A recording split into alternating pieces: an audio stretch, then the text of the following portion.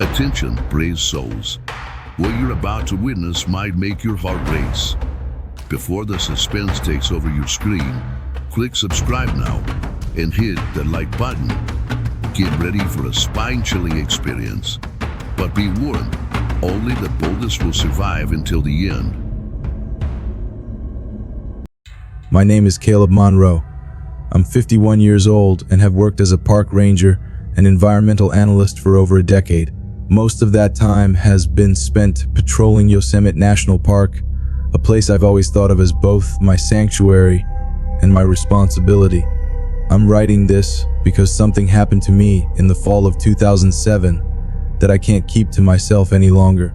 I don't know if you'll believe me, but I need someone to hear this. Maybe it'll make a difference. Maybe it won't. Either way, you deserve to know the truth.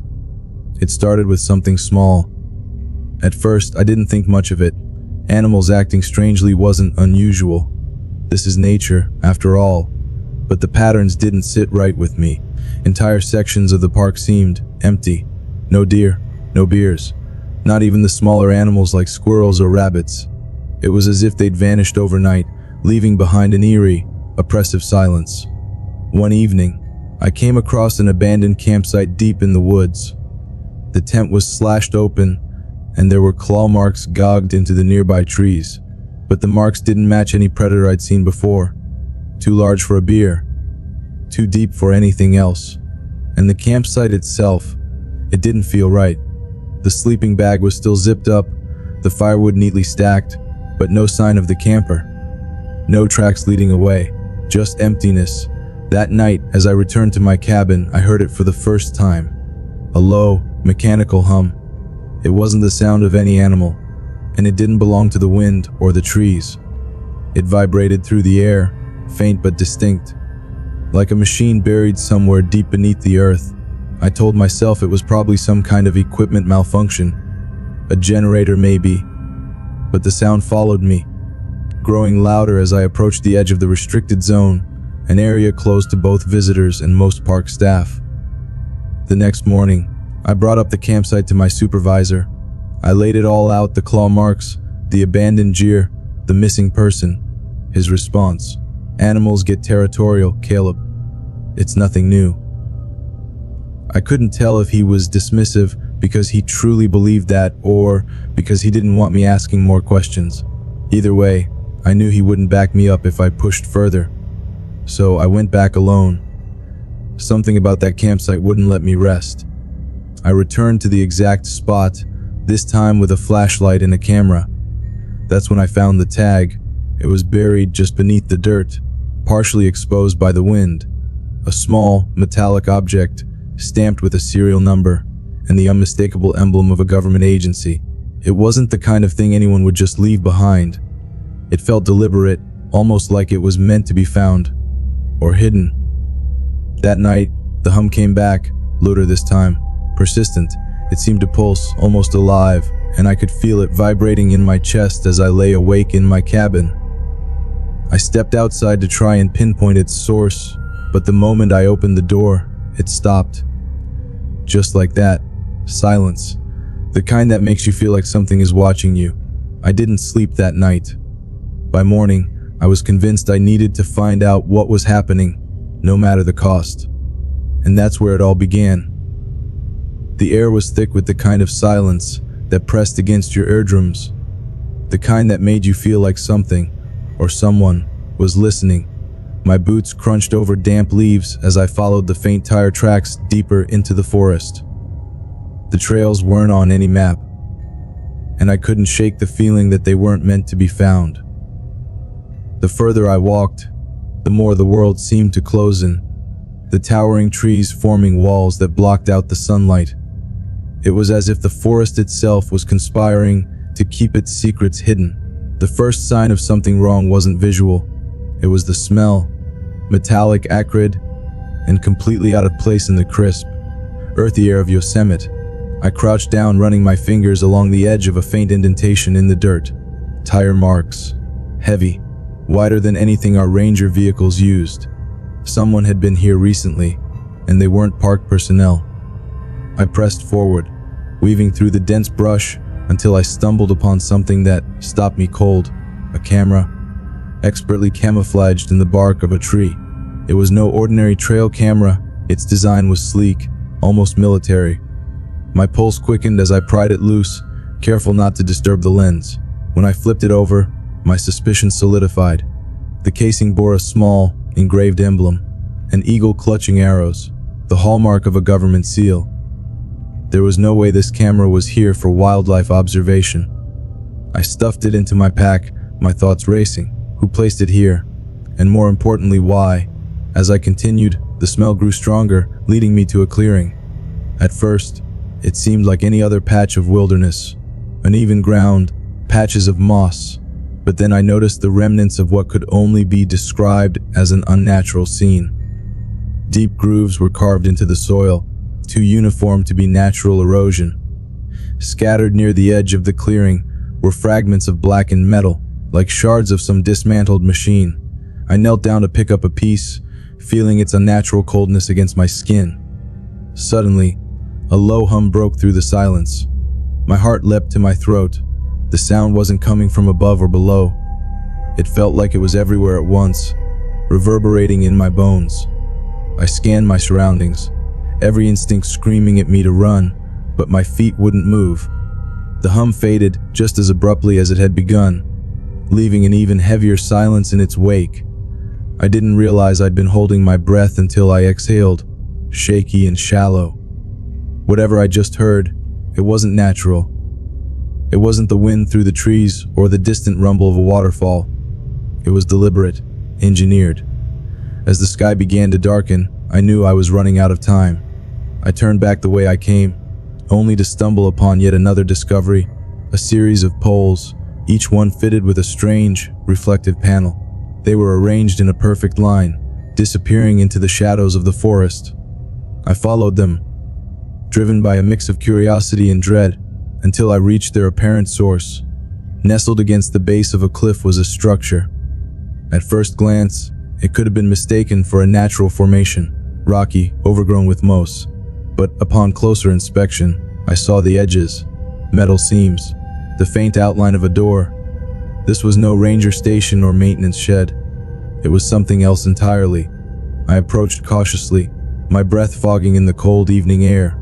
The door was smooth, featureless, with no visible handle or keypad.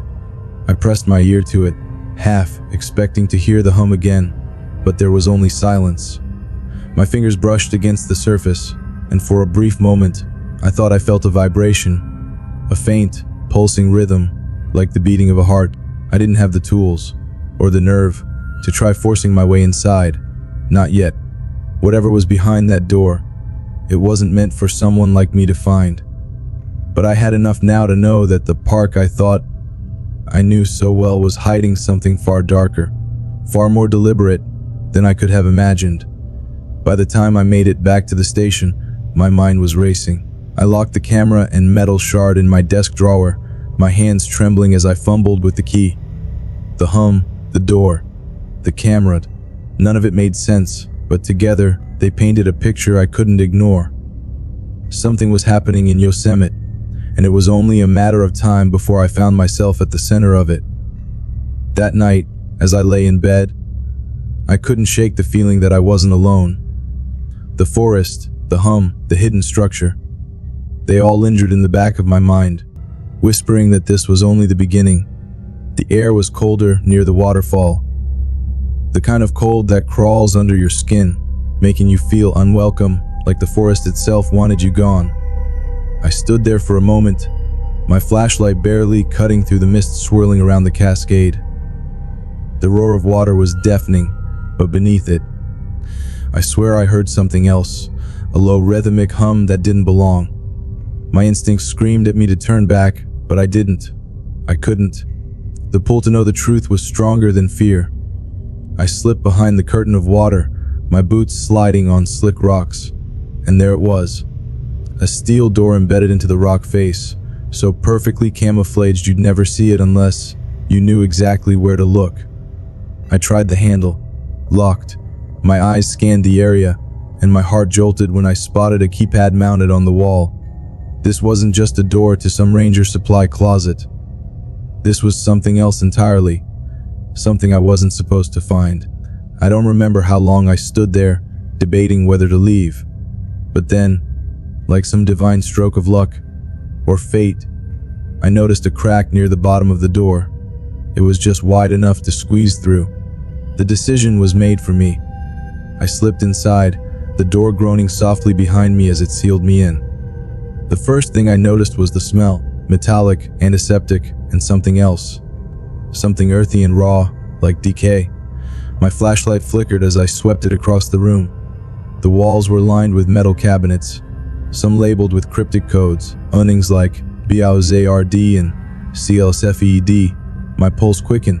On a stainless steel table in the center of the room lay a large glass container, its contents obscured by condensation. I wiped the glass with my sleeve and staggered back, nearly dropping the flashlight. Inside was, I don't know how to describe it. It was an animal, or at least it had been. Its features were twisted, unnatural, part wolf, part something else. Its eyes were closed, but its body looked like it was frozen mid-snarl, teeth bared in a grotesque expression of rage or pain. I forced myself to move past it, deeper into the facility. My boots echoed on the polished floor as I passed rows of locked cages, some empty, others containing creatures I couldn't even begin to name. My hands trembled as I snapped photos with my phone, every flash illuminating horrors I couldn't comprehend. These weren't just experiments, they were abominations. Then I found the files. A desk in the corner of the room was piled with folders, each one thicker than the last. I flipped through them, my eyes scanning page after page of diagrams, test results, and chilling notes about on genetic augmentation and behavioral conditioning. These weren't accidents of nature. They were creations, designed, engineered. I didn't hear him come in. Shouldn't have done that. A voice said, low and calm, like it belonged to a predator that had already cornered its prey. I spun around, the flashlight beam landing on a tall man in a black uniform. His face was expressionless, but his eyes bore into mine like he could see every fear I'd ever felt. "Who are you?" I demanded, though my voice came out shakier than I intended. He didn't answer. Instead, he took a step closer, hands relaxed at his sides. "You've seen too much. You know that, don't you?" I took a step back, my mind racing. The files were still in my hand, and I clutched them tightly like they were some kind of shield. "People will know," I said. "I'll make sure of it." He smiled, a cold, humorless smile that sent a chill down my spine. "You think anyone will believe you? You think anyone will care? By the time you say a word, we'll have erased every trace of this place. And you." I didn't wait for him to finish. I bolted, shoving past him and sprinting for the door. Alarms blared, red lights flashing as I ran blindly down the hallway. Behind me, I could hear his footsteps, calm and measured, like he already knew I wouldn't make it out. But I did. I don't know how I found the exit, but I burst through the steel door and into the cold night air, my lungs burning as I stumbled into the forest. I didn't stop running until I reached my truck, and even then, my hands were shaking so badly it took 3 tries to get the key into the ignition. As I drove away, the files and vial sitting on the passenger seat, I couldn't shake the feeling that I hadn't escaped at all. That somewhere in the shadows of those trees, he was still watching and waiting. The knock on my cabin door came just after midnight, 3 sharp raps that shattered the stillness. My breath caught in my throat as I reached for the revolver I kept in the drawer by the bed. The air was heavy, suffocating, like the forest itself was holding its breath. I peered through the peephole, but the porch light was out, just darkness pressing against the glass. I waited, my pulse hammering in my ears. Then, from the other side of the door, came a voice. Calm, controlled, familiar. "Mr. Monroe," it said, almost a whisper. "We need to talk." I hesitated, my hand trembling on the doorknob. I'd heard that voice before, in the facility, when I'd barely escaped with my life. The agent, my shadow, my executioner, if it came to that. Against every instinct, I opened the door. There he stood, dressed in black, his face pale in the moonlight. He wasn't armed, at least, not visibly, but there was something about him that radiated danger. His eyes, cold and unreadable, locked onto mine. "You've caused quite a stir," he said, stepping inside without waiting for an invitation. He moved with an unsettling ease, as if the room belongs to him now. I kept the revolver hidden behind my back. "If you're here to stop me, you're too late. The files are already in the hands of a journalist." He smiled faintly, like I'd said something amusing. "You think that matters? People don't want the truth, Mr. Monroe. They want comfort. They'll dismiss your story as the ramblings of a conspiracy theorist. And even if they did believe you, what then? The machine keeps turning." I felt a chill crawl up my spine.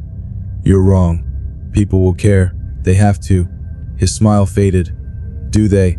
Or are you just telling yourself that to justify what you've done?" He moved closer, his presence oppressive. I could feel the weight of him, the authority he carried. "You've poked the bear, Mr. Monroe. The people I work for, they don't forgive, they don't forget, and they don't stop." I tightened my grip on the gun, my knuckles white. "Then why am I still alive? Why not kill me right now?"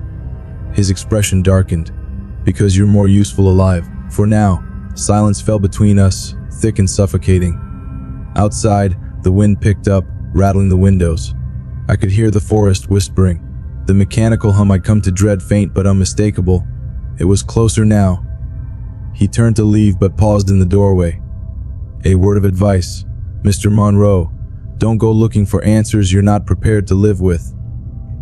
Some truths aren't meant to be uncovered." And then he was gone, swallowed by the night. I locked the door behind him, my hands shaking. The hum outside grew louder, resonating in my chest, in my teeth. I looked out the window, but all I saw was darkness. I sat at the table, staring at the files I'd risked everything to uncover. The evidence was there, proof of experiments of atrocities, but now it felt like a curse. I'd exposed the truth, but at what cost? The journalist had promised to run the story, but the agent's words haunted me. Would anyone even believe it? Or had I damned myself for nothing? The hum outside grew louder still, and for the first time, I felt truly afraid. Not for my life, but for something deeper. For the soul of the forest, for the truth I dragged into the light, and for the shadow it had cast over everything I thought I knew. I sat there for hours, the files spread before me like a graveyard of secrets, until finally I heard it. 3 sharp raps at the door. I didn't move. The hum swelled, drowning out the sound of my heartbeat, until all that was left was silence, and then nothing.